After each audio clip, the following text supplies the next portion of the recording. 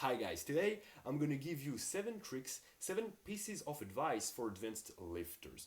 Now I've been lifting for 5.5 years now, so I'm gonna share with you my experience so that you don't make the same mistakes I did, you save time and you grow more muscle, you make more gains. So let's get started.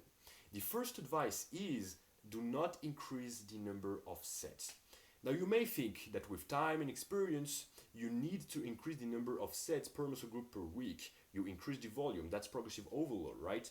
Well, in fact, it's not the case, and it's quite the opposite. And I'm gonna explain to you exactly why. Now, as you gain experience, you become stronger, so you're able to lift more weights, right?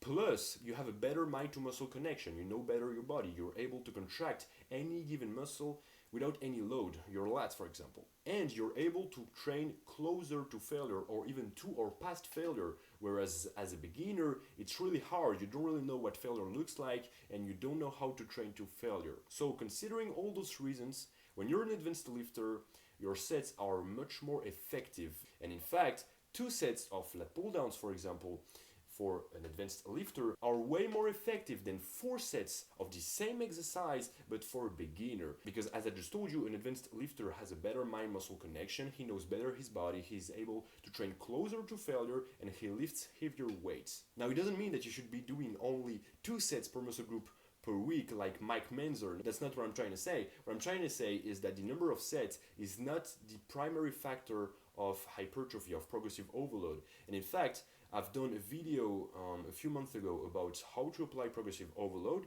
It's still available on my YouTube channel, of course. And in that video, I explained that progressive overload is very simple.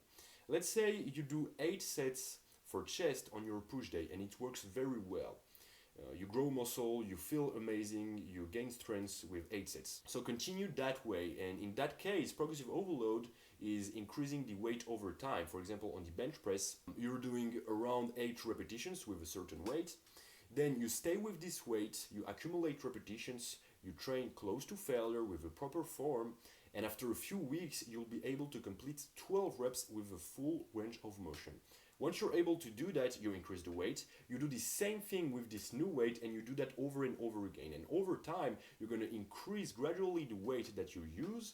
So you're going to grow muscle, you're going to gain strength, and that's progressive overload. So you see, you don't have to increase every month the number of sets per muscle group per workout or per muscle group per week. Now, there's one particular case, very rare case, in which you should increase the number of sets per workout, and it's if you have a weak point. Let's say your biceps are weak points. Your biceps are much smaller than your triceps. Of course, you can add up a few extra sets for biceps on your pull day, for example. But other than that, you shouldn't be using the number of sets as the primary factor for progressive overload. You should use the weight. You know, sometimes I see not even advanced lifters, but beginners doing 5 exercises of 4 or even 5 sets each for back, for example. So they're doing 20 to 25 sets for back per workout. The majority of it is just fluff work. Somewhere between 5 to 12 sets per muscle group per workout is perfect. So don't increase the number of sets over and over again, and please don't do 20 sets for chest on your push day. Now, the second advice is try new things, try alternatives. With social media, we see a lot of people making statements, clear statements, and telling you what to do exactly. Well, you must do that exercise, you should use this rest period, that new technique, and we forget that most of the questions related to lifting can be answered by the same sentence. It depends on the person. Is sumo deadlift better for strength than conventional deadlift? Is 2 minutes of rest enough? All those questions can be answered by the same sentence. It depends on the person. Just a few minutes ago, I just said that, in my opinion, the sweet spot is 5 to 12 sets per muscle group per workout. And you know, the range is pretty large, but that's because it depends on you, it depends on your preferences, it depends if you have a weak point or not. So it depends on a lot of things, a lot of factors. So to find out what works best for you, you should try new things. And maybe this new exercise that seems a bit fancy is gonna feel awesome and you'll put it into your next workout program, who knows. Now of course, don't do complete different workouts every single day, you should stick to your plan, but once in a while you can try a new technique, a new exercise, and it's gonna give you experience and you'll find out exactly what works best for you. Now the third advice, the third rule is exercise order is extremely important.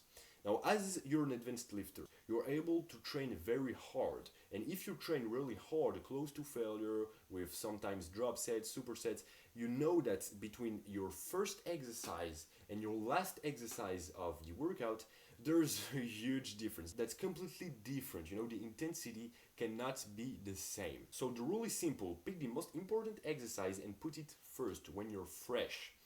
For example, on your push day, if you want to target your upper chest because you're lacking on the upper chest, then begin with an upper chest exercise. Don't begin with dips because dips are more for the lower chest, right? So pick the most important exercise and put it first. Now some guys, they know this, right? You maybe know this, but still they don't take it into account when making a workout. So be careful about this. The most important exercise is the first one. Now the next trick is use lifting straps or shulk.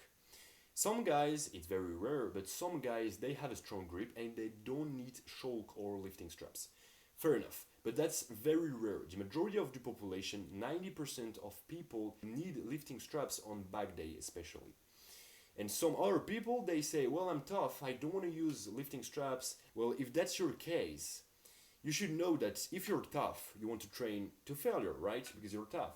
But you can't, because for example, as you're an advanced lifter, on dumbbell rows, you lift heavy dumbbells and your grip is weaker than your back. Your forearm muscles are tiny compared to your back muscles. And the bigger the muscle, the stronger.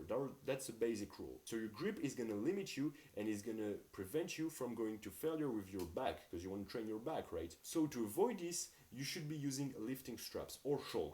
Try both. Personally, I found that for me, lifting straps are very helpful for lat pull downs and dumbbell rows and all kinds of rowings. But for weighted pull-ups, shulk are way better. So try by yourself and see what works best for you. Now the next rule is growing muscle is difficult, it takes time, right? But maintaining is almost effortless. I've recently watched a video of Jeff Nippard about how to train like a minimalist, how to train with very short workouts and still get the maximum out of the workout, you know, maintain your frame and even make a little gains. And in this video, he reviews many studies, and the conclusion of all those studies is that to maintain strength and muscle mass, you need around 2 sets per muscle group per week. You know, only 2 sets, that's it. When you're in vacations or you can't train for whatever reason, don't worry too much about losing your muscle. Firstly, because muscle loss is a process that occurs after at least 2 to 3 weeks. You know, it doesn't happen overnight. And also because maintaining is very easy when you think about it. You just have to do, you know, a few sets, like not exactly 2 sets as I told you earlier. It depends on the person. But I'd say if you do at least 4 or 5 sets per muscle group per week on vacations, you're not going to lose any muscle at all. And in reality, the most important thing to worry about in vacations is not to lose muscle because of the lack of training, but is to gain fat because of binge eating. So don't worry too much about training, but take a look at your diet, take a look at what you're eating, and don't eat too much garbage. And now the 6th rule, the 6th advice is very short, very simple. Do cardio.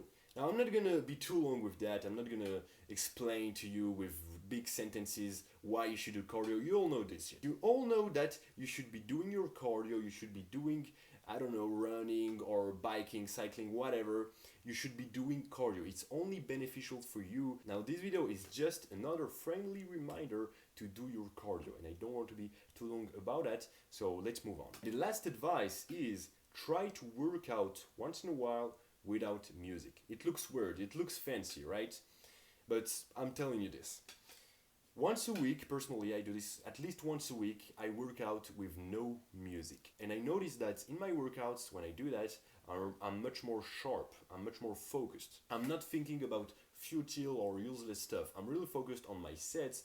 Plus, when you get back to your usual workouts with music, you enjoy more the music. You notice the difference. You notice that you're more sensitive to music. That's like anything else. If you drink, I don't know, 3 cups of coffee every single morning, after a few weeks, it's not gonna make any effect. Whereas if you once in a while stop coffee, you stop music once or twice a week, you'll notice that you're gonna be more sensitive afterwards. Now, that's it for today, guys. I hope you enjoyed the video. If you did, you can leave a like, you can subscribe to my channel as well if you want to learn more about health and fitness. And I see you next time.